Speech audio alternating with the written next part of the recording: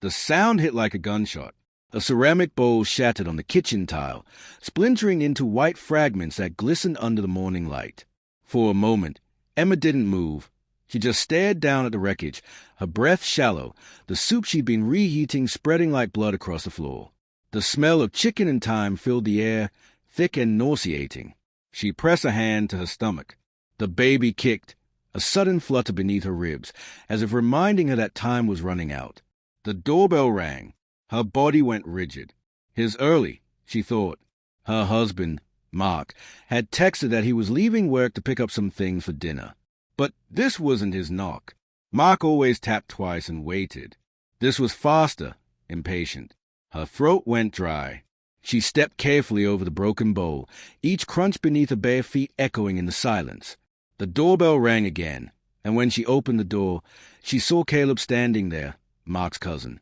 He looked exactly as he had 3 months ago, the night everything went wrong.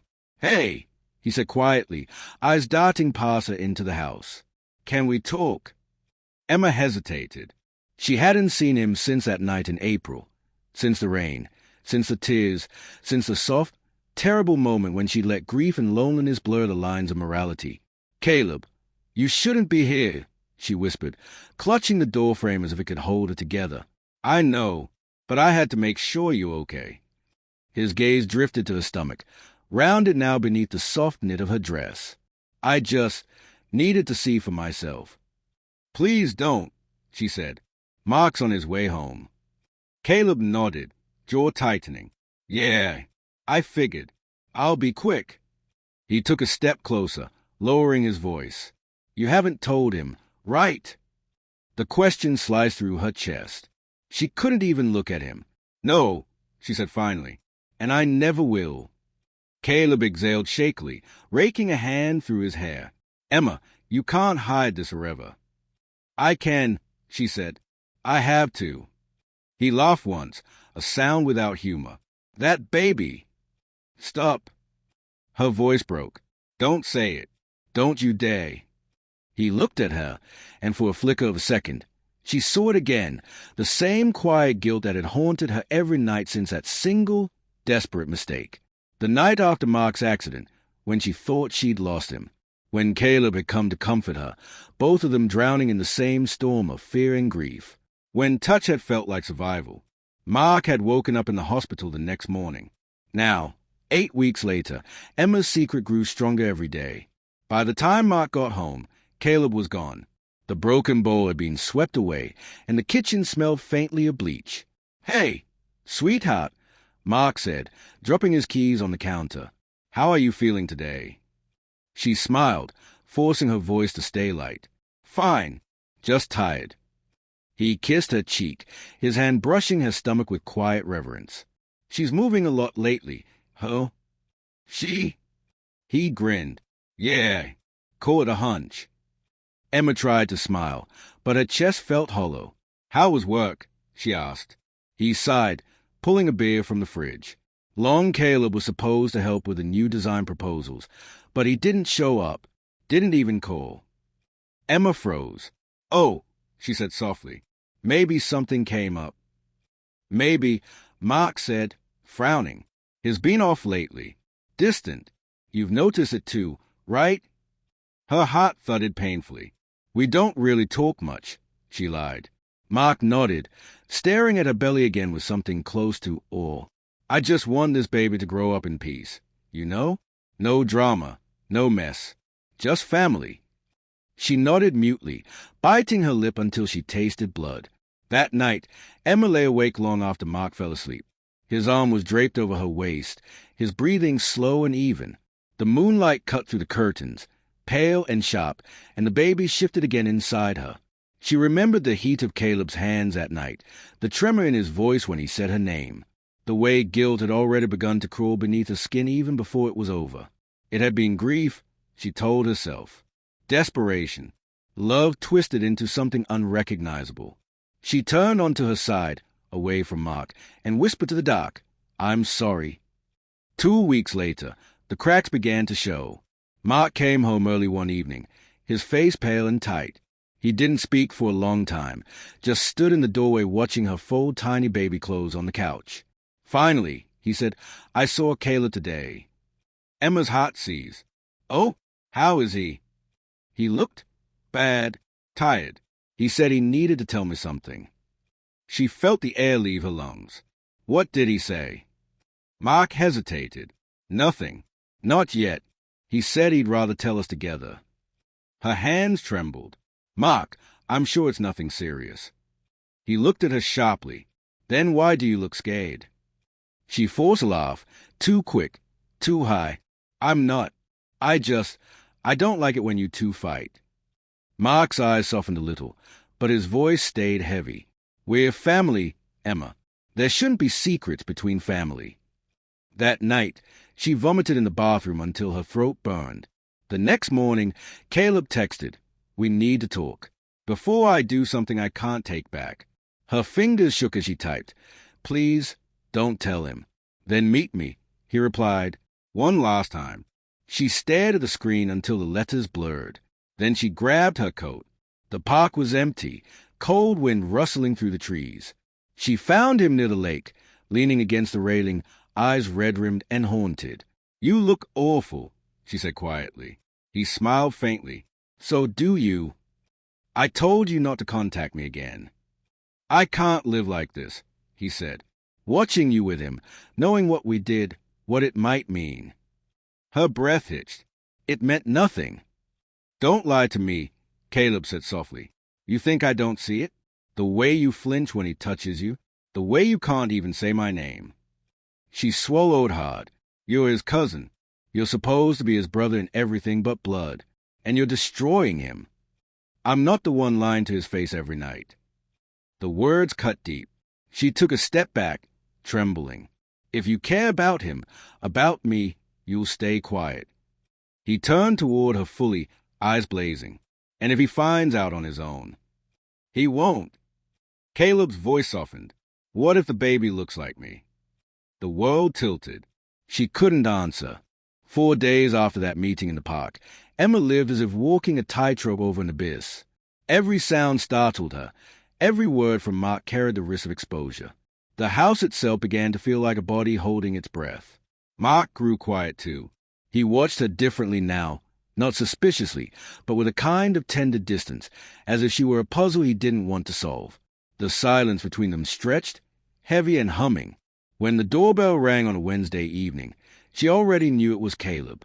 He stood on the porch, drenched from rain, his eyes wild. Mark's looking for me, he said. He knows something's off. I can't keep lying. Caleb, please, she whispered, blocking the doorway with her body. Don't do this. He shook his head. I'm tired of pretending.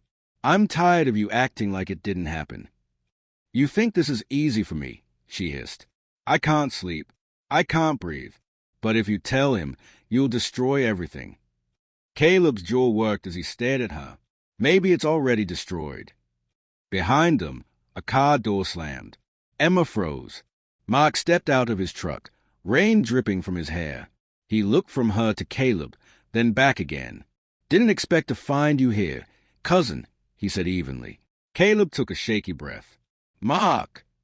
Emma's pulse roared in her ears. He just stopped by. Mark's gaze sliced at her, calm and terrible. I wasn't talking to you, Emma. The rain poured harder.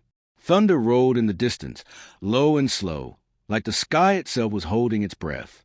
I think it's time we all sat down, Mark said. Inside. The living room felt unbearably small. The only sound was the rain ticking against the windows and the clock counting out seconds that felt like hours. Mark sat across from them, his elbows on his knees, eyes locked on Caleb. You said you had something to tell me. Caleb swallowed hard. I shouldn't have come. Then why are you here? Caleb's eyes flicked to Emma. Her throat constricted. She shook her head slightly, pleading with him. Mark caught the look. His voice softened, but it was the softness of a knife's edge. Emma, do you want to tell me? Her vision blurred. Mark, please. He leaned back, his expression unreadable. I've been trying to make sense of things, he said. The timing, the tension. The way you both flinch when I walk into a room. Her chest constricted painfully. Mark, she whispered, tears already spilling. Please don't. He looked at her then, and his voice broke just slightly. Is it mine? The room shattered. She couldn't speak, couldn't breathe. The baby kicked, as if demanding air she didn't have. Caleb stood abruptly. Mark! Mark was faster. He lunged forward, grabbing his cousin by the shirt, slamming him against the wall. You slept with my wife. Caleb didn't fight back. It was one night, he said hoarsely. You were in the hospital. I thought you might die. She was falling apart. Don't you dare justify it, Mark roared. Emma was sobbing now, her voice shaking. Stop, please. It wasn't supposed to happen. It was a mistake. Mark turned on her, his face twisted in something that wasn't quite rage, wasn't quite heartbreak, but both fused together into something unbearable. A mistake, he said quietly. And the baby... Her hands flew to her stomach as if to shield it. I don't know, she whispered. I swear to you, Mark, I don't know. He stared at her, and the silence that followed was worse than the shouting. Caleb's voice was barely a breath. I'll take a test. If it's mine, I'll... Mark hit him. Hard. The sound cracked through the air. Caleb stumbled backward, blood spilling from his lip. Get out, Mark said. Get the hell out of my house. Caleb hesitated, looking at Emma, something like sorrow or maybe relief flickering across his face. Then he left without another word. The door slammed. The rain howled. Mark sank to the floor, hands over his face. His shoulders shook. Emma knelt beside him, reaching out. Mark, I'm so sorry, she whispered. He flinched away from her touch. Why? He choked out. Why him?